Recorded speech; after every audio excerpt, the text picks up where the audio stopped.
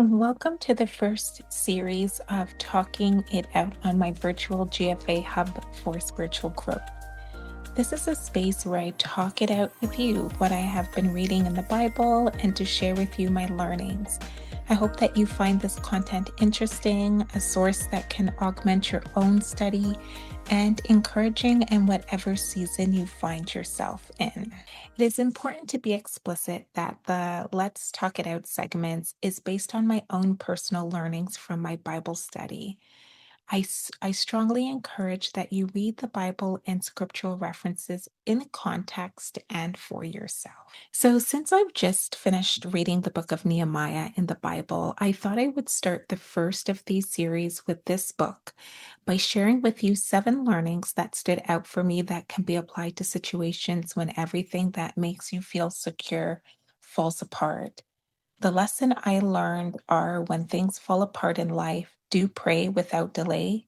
Do trust in God, not superficially, a complete dependence. Do ask for help.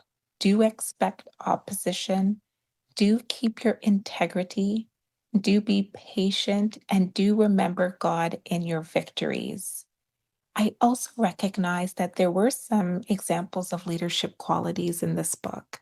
However, I will be focusing on these 7 learnings. So, over the next 7 weeks, there will be a new episode for each of these learnings, starting with Pray Without Delay. So, for this video, I will be talking about the learning Pray Without Delay. Early in the book of Nehemiah, we read a prayer in chapter 1, verse 5, after Nehemiah heard that the wall of Jerusalem was broken and essentially in ruins. The Bible tells us in verse 4 that when Nehemiah, heard these things, he sat down and wept. And for some days, he mourned and fasted and prayed before God. Now, when I read that, I immediately thought to myself, okay, he did not react in haste to try to resolve the issue, though he was deeply moved by this news. He took time, some days, in fact, with his emotions and in prayer. For me, I thought I could apply this response to bad news in my own life because personally, I have learned that I have a tendency actually to be rather quite impulsive and try to make decisions when something has happened, only to regret it later almost always. So when I read this, I thought, wow, Nehemiah really focused on God. It reminded me of the scripture actually in Psalm 121, verses 1 to 2, where it states, I will lift up mine eyes onto the hills from whence cometh my help. My help comes from the Lord, which made heaven and earth.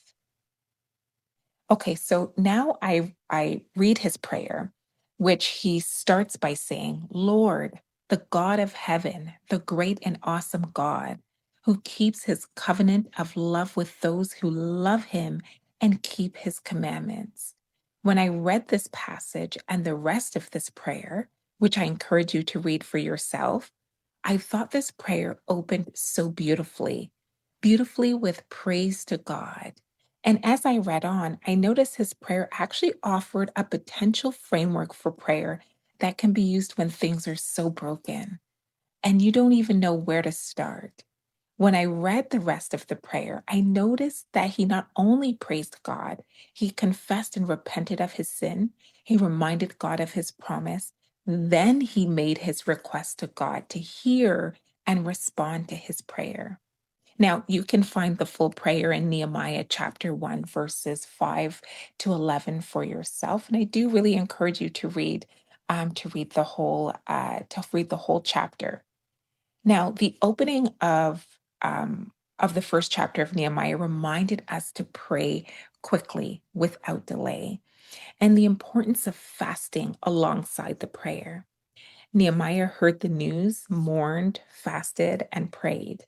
This is a reminder to us that prayer is not a last resort when you've tried everything in your own strength to make something happen. Rather, it ought to be your first response.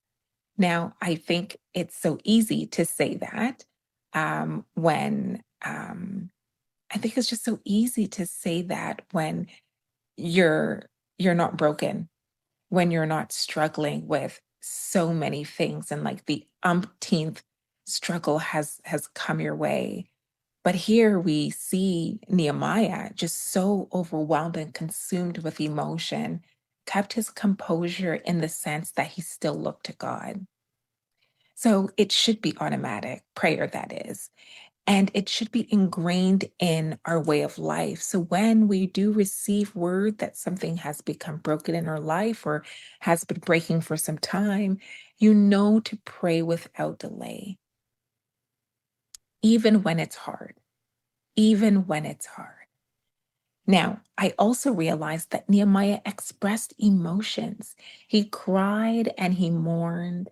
This stood out to me because for some people, they may choose to hide their emotion rather than express it.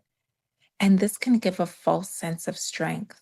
Here, Nehemiah wept. And in addition to that, the well known shortest scripture of the Bible, Jesus wept, John 11:35, gives us an example that the expression of emotion is natural and okay. Even Jesus, our Savior, wept, and He is all powerful and great. And may I add that these are men of the Bible who showed these emotions, suggesting that the display of emotion is for all. It's not reserved just for what some may say as the emotional or those who are perceived as less resilient.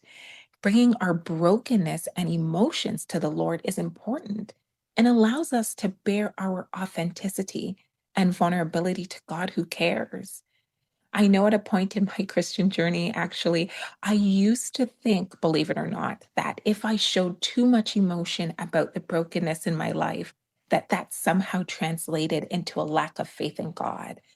I learned over time that I made up that personal rule and that it is untrue. Here we read that Nehemiah, in hearing bad news, had deep emotions that he expressed, yet he trusted and believed in God. Now, I don't know when it changed for me, in terms of when I realized that being too emotional was not tied to my faith in God.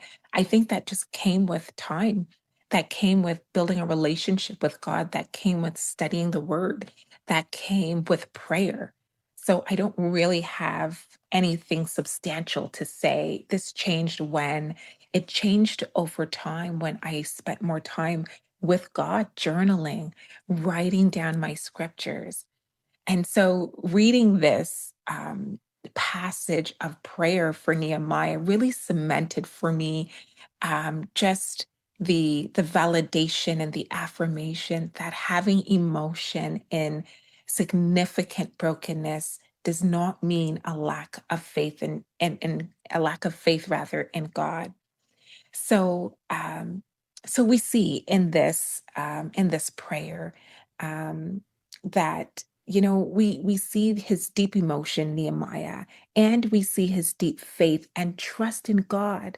Not only in this prayer, but we will see it throughout the whole story, throughout the whole book of Nehemiah. So, so I actually hope you join me for the next video on lesson number 2, where we will talk about, or well, I will talk about rather, do trust in God, not superficially, a complete dependence. So I hope you join me next time. You can also send me an email by clicking on send me a message on my website to share your thoughts on this video or any other future videos that you may see on these segments on Talking It Out. Thank you for watching.